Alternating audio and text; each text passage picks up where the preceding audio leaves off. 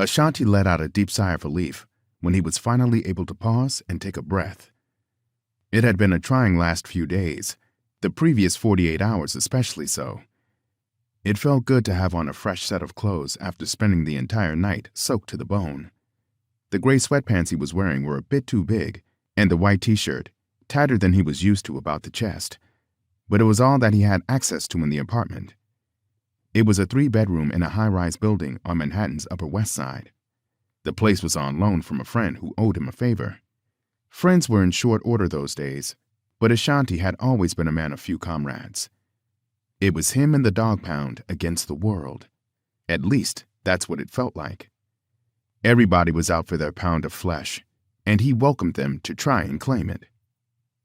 He plucked a half-smoked blunt from the ashtray and pulled a metal folding chair over to the window.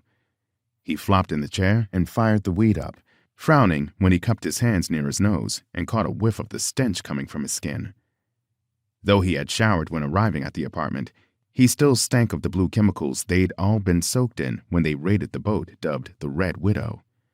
What the substance was, where it came from, and where it would lead were the questions that plagued him as he smoked and stared out the window. The Manhattan skyline poked from behind the thick gray clouds that had settled over the city that morning. It had been laden with the threat of rain lingering. The city was blanketed in gray, save for a low flickering patch of orange imitating from somewhere in the distance. The dancing orange flames were like a lone match struck in a smoke-filled room. The smoldering chemical fire was what remained of an explosion that had occurred a few hours prior, one that had rocked the whole west side of Manhattan. Various news outlets had been reporting on it all morning. It was a tragedy that had claimed the lives of several crew members aboard a ship called La Viuda Roja, the Red Widow. According to reports, the cargo vessel had originated in Puerto Rico, carrying a shipment of sugar.